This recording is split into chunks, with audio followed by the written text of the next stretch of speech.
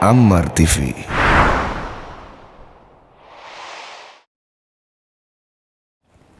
Bismillahirrahmanirrahim. Assalamualaikum warahmatullahi wabarakatuh. Innal hamdalillah nahmaduhu wa nasta'inuhu wa nastaghfiruh wa na'udzu billahi min syururi anfusina wa min sayyiati a'malina. Man yahdihillahu fala mudilla lahu wa man yudlil fala hadiyalah. Asyhadu an la ilaha illallah wahdahu la syarika lah wa asyhadu anna Muhammadan abduhu wa rasuluhu.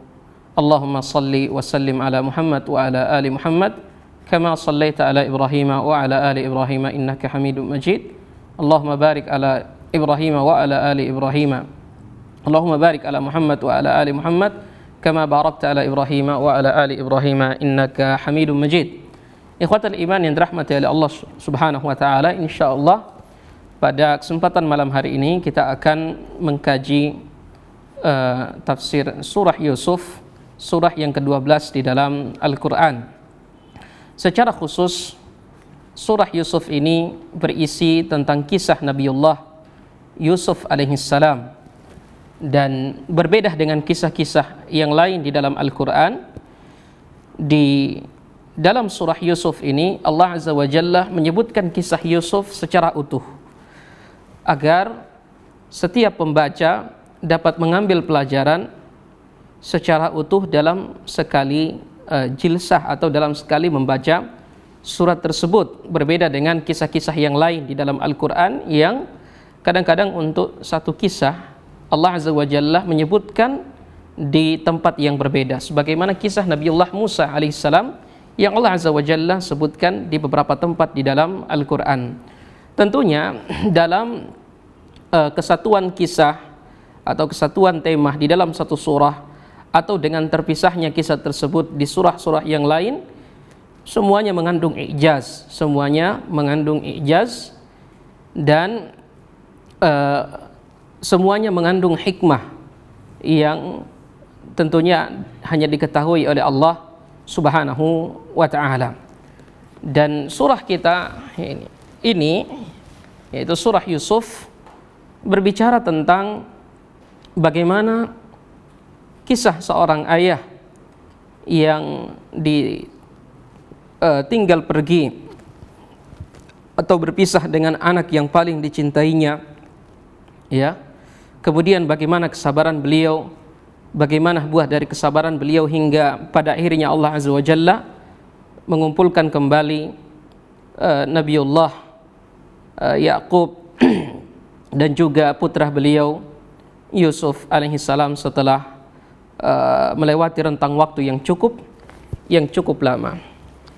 Ikhwatal iman yang dirahmati oleh Allah Subhanahu wa taala, kita mulai dengan membaca a'udzubillahi minasyaitonir rajim. Bismillahirrahmanirrahim. Alif lam ra. Tilka ayatul kitabil mubin. Bismillah, sebagaimana telah kita jelaskan pada tafsir surah Al-Fatihah, merupakan ayat pembuka di dalam setiap surah di dalam Al-Quran, kecuali surah At-Taubah. Sebab menurut sebagian ulama, kisah yang terdapat di dalam surah At-Taubah atau bahasan-bahasan yang ada di dalam surah Taubah merupakan bahasan-bahasan yang ada di dalam surah Al-Anfal, sehingga ada sebagian ulama yang berpendapat bahwa pada hakikatnya surah At-Taubah merupakan kelanjutan dari surah Al-Anfal, sehingga surah tersebut tidak diawali dengan Bismillahirrahmanirrahim. Allah Azza wa Jalla berfirman, Alif Lam Ra. Alif Lam Ra sebagaimana huruf-huruf pembuka di dalam Al-Quran, dan huruf-huruf pembuka tersebut kita kembalikan maknanya kepada Allah Subhanahu wa taala. Meskipun ada sebagian dari kalangan ahli tafsir yang berupaya untuk menafsirkan apa maksud dari huruf-huruf yang terpisah yang disebutkan di dalam di awal beberapa surat di dalam Al-Quran, seperti ada ungkapan ataupun pendapat yang mengatakan bahwa huruf-huruf tersebut disebutkan oleh Allah Azza wa Jalla di dalam Al-Quran untuk menunjukkan i'jaz, dan bahwa kalimat-kalimat yang datang setelah huruf-huruf tersebut merupakan kalimat-kalimat dalam bahasa Arab yang tersusun dalam huruf-huruf hijaiyah. Ini di antara tafsiran yang coba dikemukakan oleh ulama kita rahimahumullahu ta'ala. Allah Azza wa Jalla berfirman, tilka ayatul kitabil mubin. Itulah ayat-ayat Al-Quran yang maknanya jelas. Al-Quran, ikhwatal iman yang dirahmati oleh Allah Subhanahu wa ta'ala, selalu datang dengan kata-kata tilka untuk menunjuk kitab tersebut, yaitu bentuk isyarat yang jauh. Dan bangsa Arab menggunakan isyarat yang jauh apabila mereka ingin mengagungkan sesuatu. Sebagaimana dalam firman Allah di awal surah Al-Baqarah, "Dzalikal kitabu la raiba fihi hudal lil muttaqin." Kitab Al-Qur'an itu tidak ada keraguan padanya, petunjuk bagi mereka yang bertakwa. Jadi kata-kata tilka ataupun dzalika dalam bahasa Arab menunjukkan pengagungan, bahwa ayat-ayat atau kitab suci Al-Qur'an dan seluruh yang terkandung di dalamnya merupakan mukjizat dari Allah Subhanahu wa ta'ala, di mana mukjizat tersebut memiliki keagungan dan tidak ada sedikit pun keraguan. Tidak ada sedikit pun keraguan bagi orang-orang yang membaca kitab Allah Subhanahu wa ta'ala dengan keimanan yang kokoh. Tilka ayatul kitabil mubin. Sesungguhnya Al-Quran itu adalah ayat Allah Subhanahu wa ta'ala yang maknanya jelas, baik yang muhkam atau mutasyabih di dalam Al-Quran, kesemuanya jelas dan difahami. Sekalipun sedikit hanya orang-orang yang rasikh atau kuat keilmuannya yang diberi oleh Allah Subhanahu wa ta'ala pemahaman terhadap ayat-ayat yang mutasyabih. Adapun secara umum kaum muslimin, sikap mereka terhadap ayat-ayat yang mutasyabih adalah beriman dengan sepenuhnya terhadap ayat-ayat tersebut, sebagaimana iman mereka terhadap ayat-ayat yang muhkam. Tilka ayatu al-kitabil mubin. Alkitab yang dimaksud adalah Al-Quran. Alkitab yang dimaksud adalah Al-Quran. Dan Al-Quran merupakan satu-satunya kitab Allah Subhanahu wa ta'ala yang diturunkan ke muka bumi ini dengan fungsi sebagai kanun ataupun manhaj hidup, konsep hidup, dan juga i'jaz atau mukjizat. Jadi berbeda dengan kitab-kitab samawi yang sebelumnya Allah turunkan kepada nabi-nabi Allah, di mana kitab-kitab tersebut berisi tentang kanun, berisi tentang syariat, berisi tentang aturan-aturan dan konsep hidup untuk umatnya. Tetapi Al-Quran berbeda dengan kitab-kitab yang diturunkan oleh Allah Subhanahu wa ta'ala sebelumnya, di mana Al-Quran selain berisi tentang kanun, hukum-hukum atau manhaj atau konsep hidup, Al-Quran merupakan mukjizat, di mana tidak ada satupun yang bisa datang dengan satu ayat yang semakna dengan ayat-ayat yang ada di dalam Al-Quran. Bahkan tantangan tersebut telah Allah Azza wa Jalla berikan sejak bertahun-tahun dan berabad-abad yang lalu, bahwa sesungguhnya tidak ada satupun yang bisa mendatangkan ayat yang semakna ataupun sama dengan ayat-ayat yang ada di dalam Al-Quran. Allah menyinggung hal ini di dalam surah Al-Baqarah. Katakanlah, apabila kamu ragu terhadap apa yang kami turunkan kepada hamba kami, maka datangkanlah ayat yang serupa atau satu surah yang serupa dengan apa yang telah kami turunkan kepada hamba kami tersebut. Tentunya ini merupakan tantangan yang sampai saat ini tidak terjawab. Jadi tantangan Allah Azza wa Jalla yang tidak bisa dijawab bahkan oleh orang-orang yang memiliki kemampuan sastra yang tinggi. Mereka tidak bisa datang dengan satu potongan ayat, apalagi satu potongan surah dari yang semisal dengan Al-Quran. Kemudian Allah Azza wa Jalla berfirman, Inna anzalnahu Qur'anan Arabiyyan la'allakum ta'qilun. Wahai manusia, sesungguhnya kami telah menurunkan Al-Quran dengan bahasa Arab supaya kalian mengerti maksud dari pesan-pesan serta isi kandungan Al-Quran tersebut.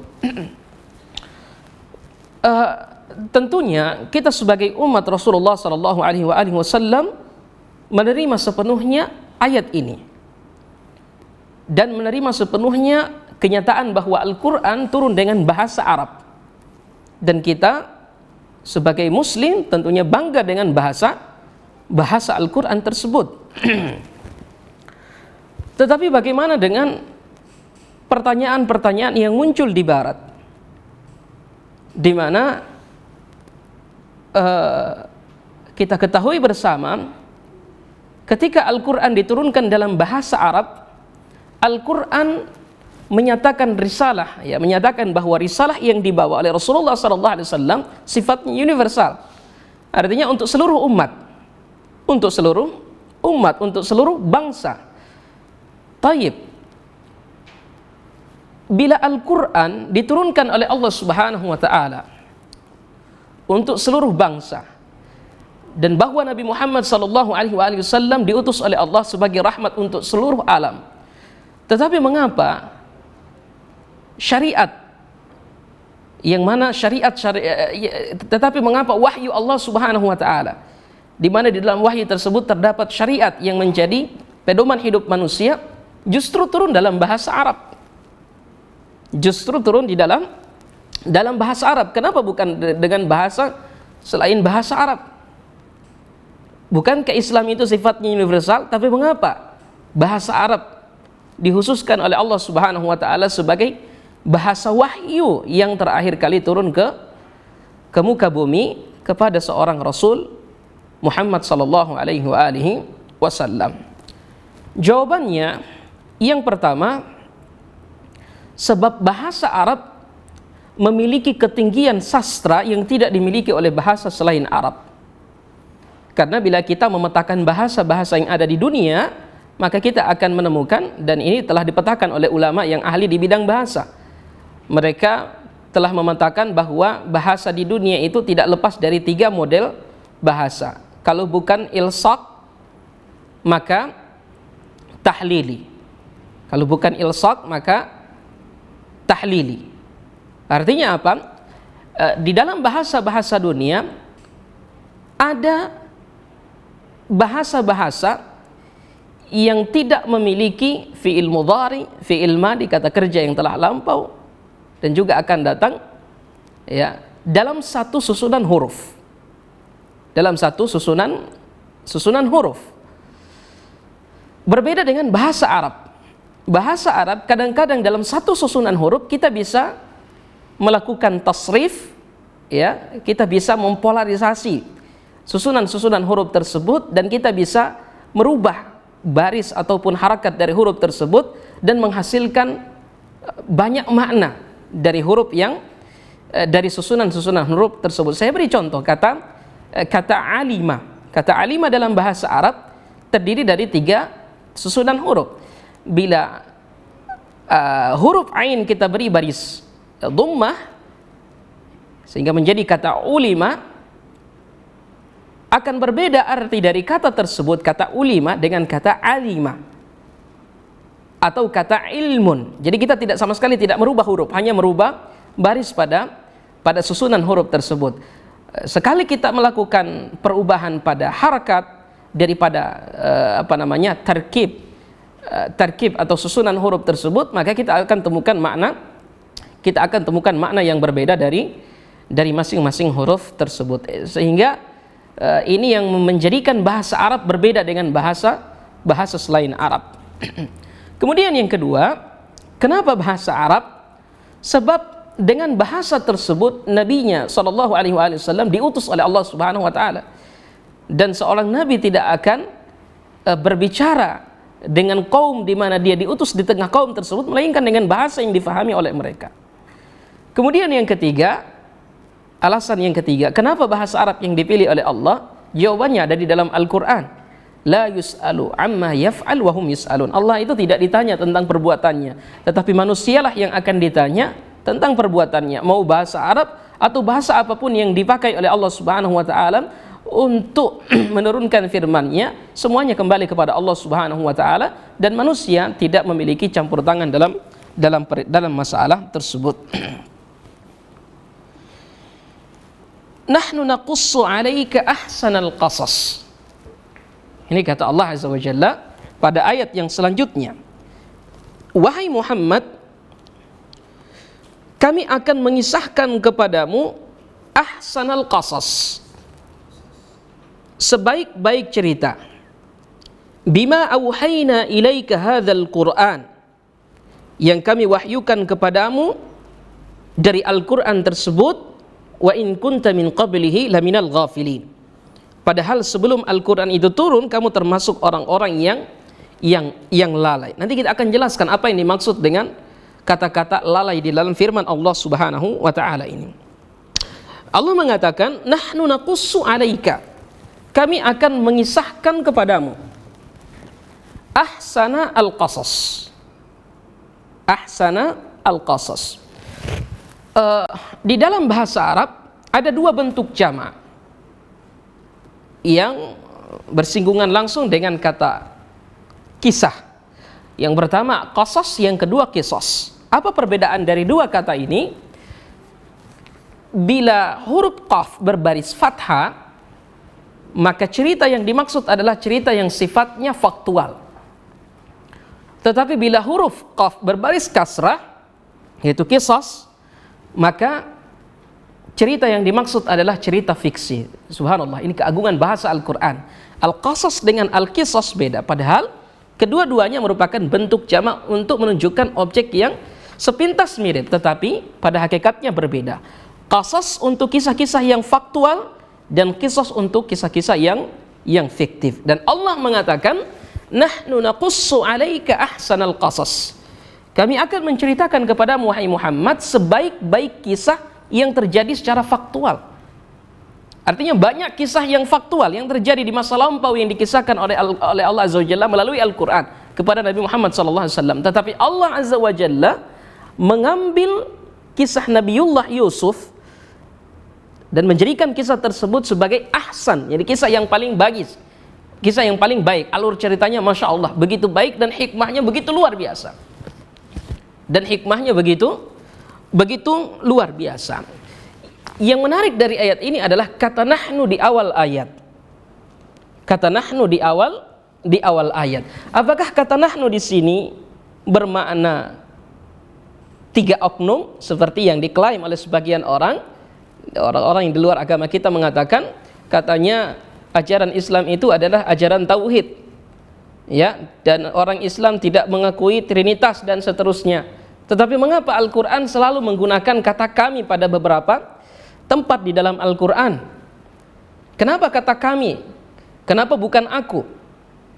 Perlu difahami ikhwatal iman dan dirahmati Allah Subhanahu wa taala, kata nahnu tidak selalu bermakna 2 oknum atau lebih. Kadang-kadang kata nahnu menunjuk untuk 1 oknum, yaitu pembicara tersendiri, dalam hal ini Allah Azza wa Jalla. Tetapi dalam gaya bahasa Arab, kata nahnu menunjukkan pengagungan, litta'zim. Kata nahnu menunjukkan apa? Pengagungan terhadap orang yang menyampaikan pembicaraan tersebut. Sebagaimana mungkin dalam bahasa kita, umpamanya seorang presiden atau seorang pejabat mengatakan, kami akan membangun, kami menghimbau. Padahal yang dimaksud adalah dirinya, bukan orang lain, bukan jajaran pejabat, bukan jajaran menteri, tetapi beliau. Dan beliau menggunakan kata kami, artinya oknum tersebut menggunakan kata kami untuk apa? Untuk tasyrif atau ta'zim, sebagai bentuk pengagungan dan sebagai sebagai bentuk pengagungan terhadap dirinya sendiri. Dan kata-kata tersebut merupakan kata-kata yang menunjukkan kesopanan. Nahnu, sehingga berbeda dengan kami yang difahami oleh sebagian orang yang membenci Islam, di mana mereka mengatakan orang Islam itu secara tidak sadar di dalam kitab mereka ada konsep trinitas. Contohnya adalah kata-kata kami. Kami itu lebih dari 1 ataupun lebih dari 2, tentunya berbeda. Ketika Allah Azza wa Jalla menyebut kata kami, yang dimaksudkan adalah dirinya. Berbeda dengan kalian yang menyatakan bahwa kami, yaitu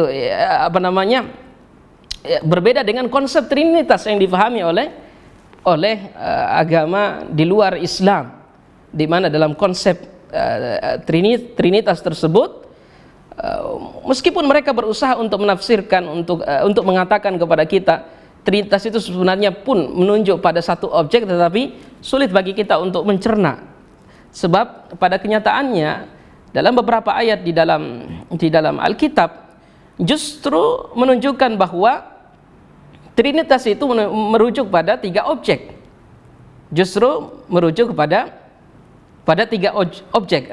Mereka mengatakan untuk sederhana dalam memahami trinitas, kita contohkan seperti seperti matahari.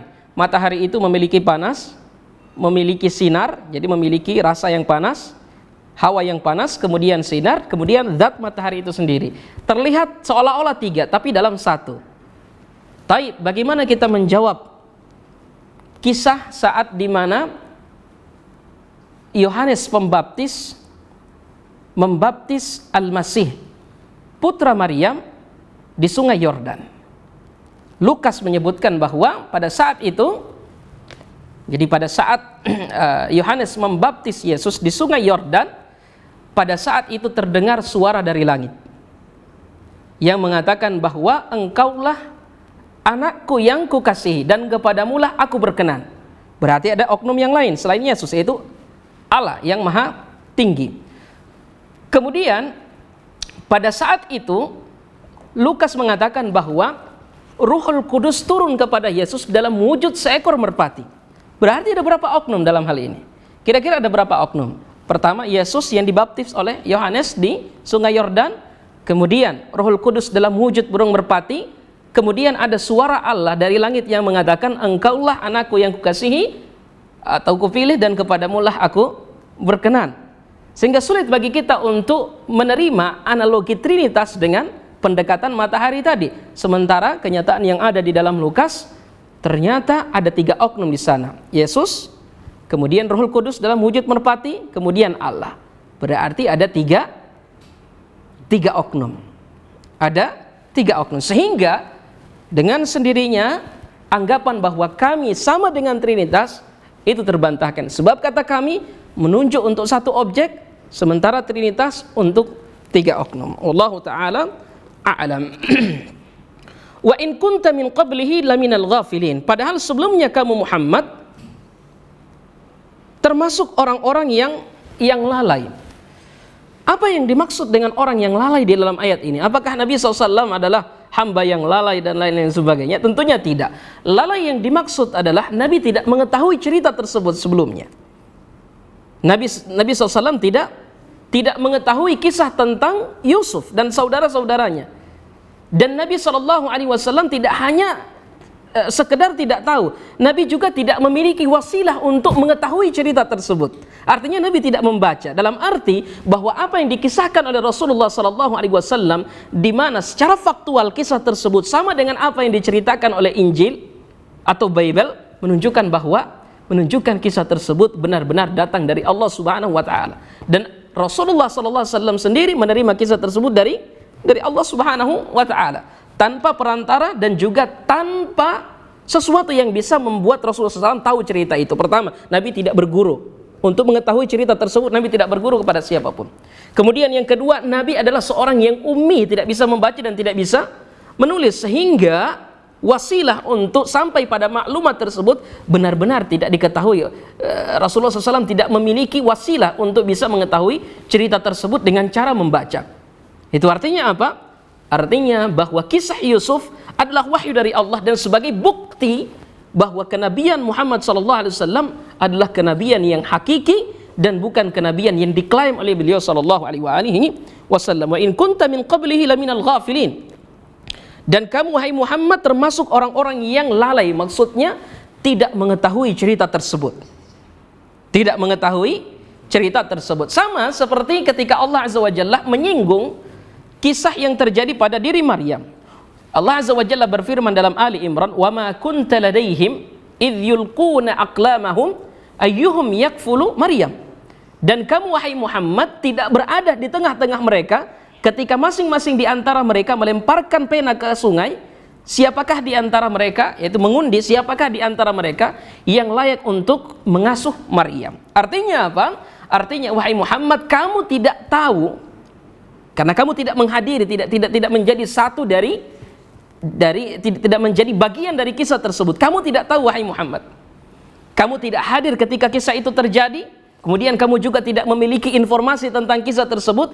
Maksudnya Allah sendiri yang mewahyukan kepada Rasulullah sallallahu alaihi wasallam. Sama seperti maksud dari ayat ini, wa in kunta min qablihi laminal ghafilin. Maksudnya sebelumnya kamu wahai Muhammad tidak mengetahui kisah tersebut, dan kami kisahkan kisah Yusuf kepadamu sebagai bentuk mukjizat, sebagai mukjizat dari Allah Subhanahu wa taala, dan sebagai pembenaran bahwa engkau wahai Muhammad menerima risalah dan wahyu dari Allah Subhanahu wa taala.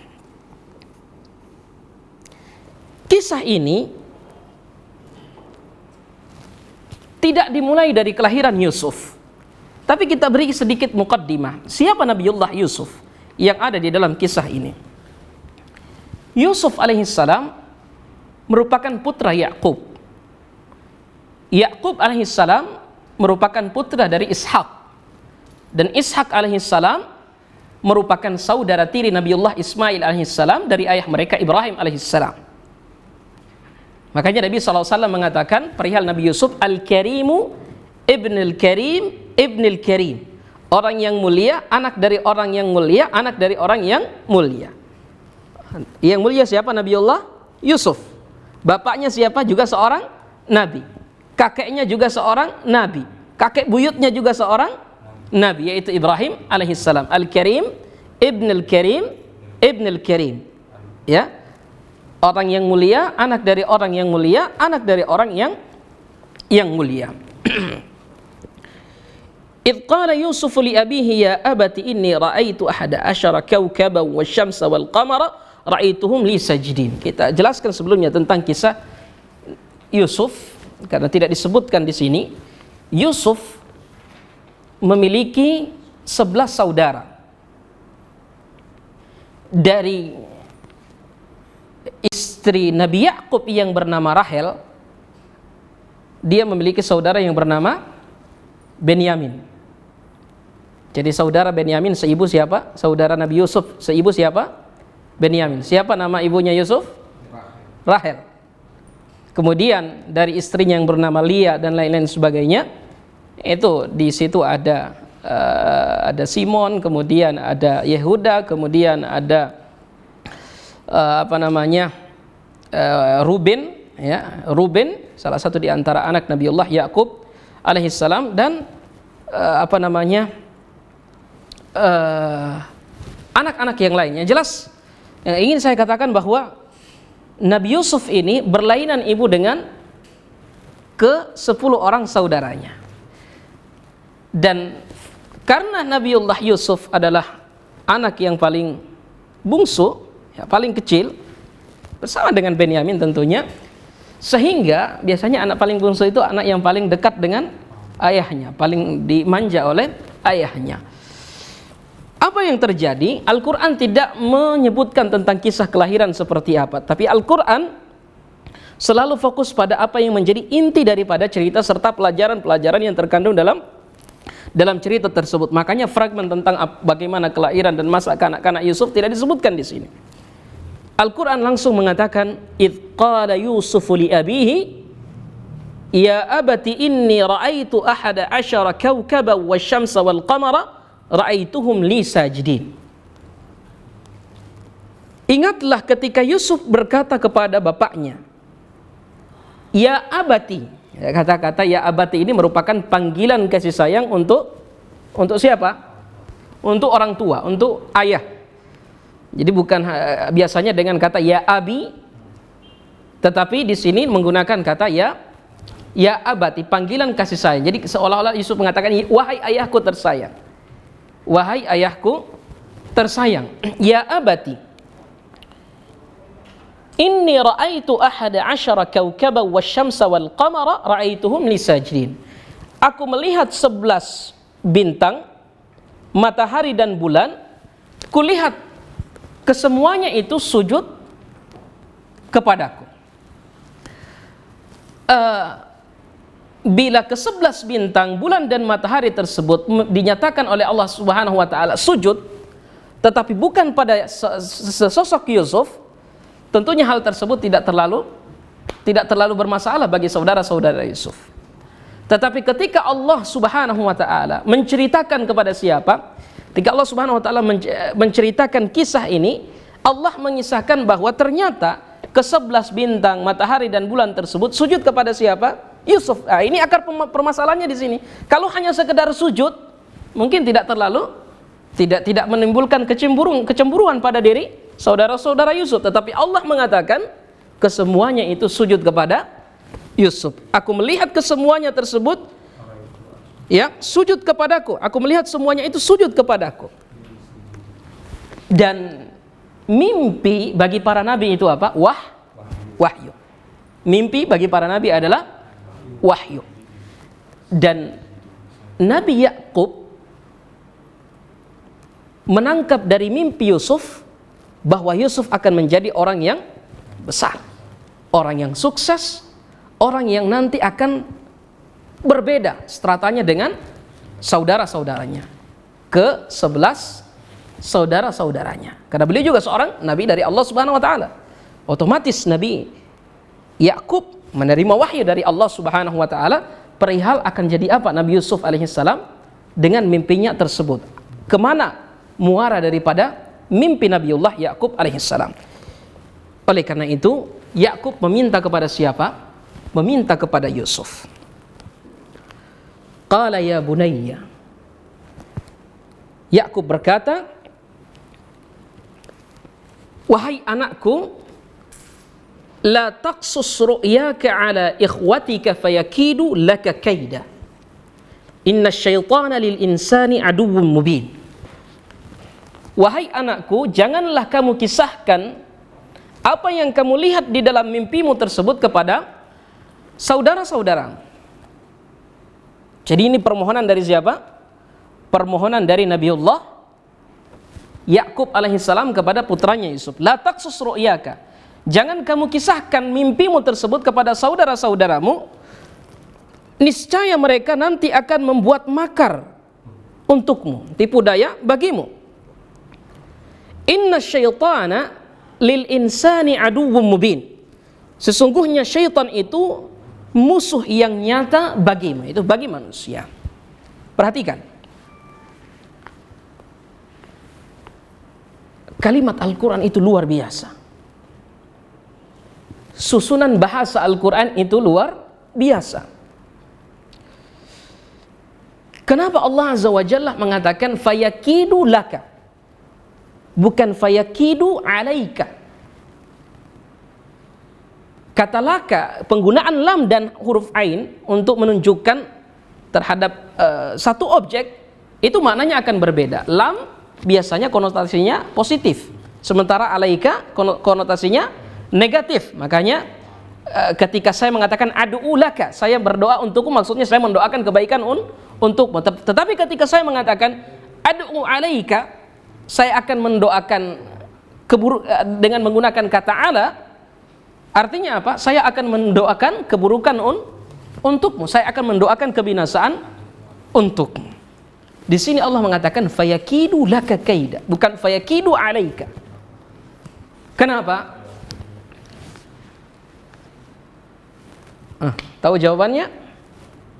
Fayakidu laka, bukan fayakidu alaika. Jawabannya ikhwatal iman yang dirahmati oleh Allah Subhanahu wa taala. Kata laka dan alaika kita katakan tadi berbeda maknanya. Laka positif, alaika negatif. Kenapa laka bukan alaika? Al-Quran ingin mengabarkan kepada kita, atau Nabiullah Yakub ingin mengabarkan kepada anaknya, wahai anakku, jangan kamu ceritakan mimpi tersebut kepada saudara-saudaramu. Kenapa? Niscaya mereka akan membuat makar terhadapmu. Laka, makar tersebut yang mereka yakini untuk menjatuhkan kamu, padahal sebenarnya makar itu akan menjadi sebab kebaikan yang besar bagi kamu. Artinya, menurut saudara Yusuf, makar tersebut dapat mencelakakan Yusuf. Tetapi Al-Quran menggunakan bahasa laka. Artinya apa?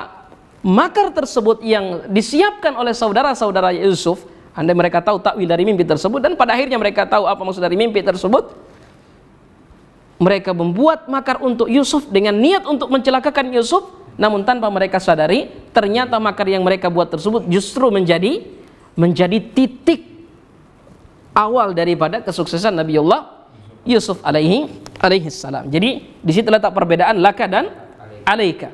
Laka positif, alaika negatif. Al-Quran mengatakan fayakidu laka kaida. Fayakidu laka kaida. Inna syaitana lil insani aduwwum mubin. Mungkin kita bertanya apa korelasi dari potongan ayat yang selanjutnya ini. Inna syaitana lil insani aduwwum mubin dengan potongan ayat yang sebelumnya.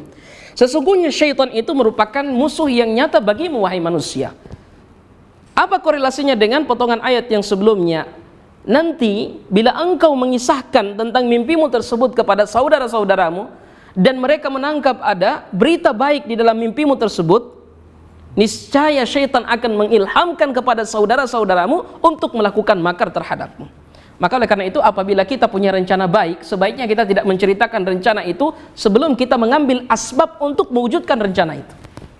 Kenapa? Ditakutkan ada syaitan yang membisikkan kepada saudara kita atau kepada orang lain sehingga timbul rasa iri di dalam hatinya dan berupaya menggagalkan rencana kita. Makanya kalau kita punya rencana baik, jangan dulu diceritakan sebelum kita melakukan langkah-langkah yang bisa apa? Langkah-langkah yang bisa langkah-langkah untuk mewujudkan apa? Untuk mewujudkan rencana tersebut. Rencana kita tersebut. Ditakutkan bila syaitan mendengar, orang lain mendengar rencana tersebut, lalu syaitan membisikkan apa? Membisikkan kepada orang-orang yang mendengar rencana kita, lalu mereka melakukan makar untuk menggagalkan rencana kita. Waliyadu billah. Wa kadzalika yajtabika rabbuka wa yu'allimuka min ta'wilil ahadits wa yutimma ni'matahu 'alaika wa 'ala ali Yaqub kama atammaha 'ala abawayka min qabl Ibrahim wa Ishaq inna rabbaka 'alimun hakim. Ayat ini membutuhkan penjelasan yang panjang. Insyaallah kita akan lanjutkan pada pertemuan-pertemuan selanjutnya.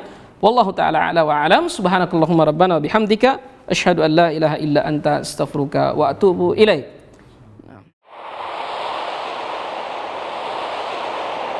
Ammar TV.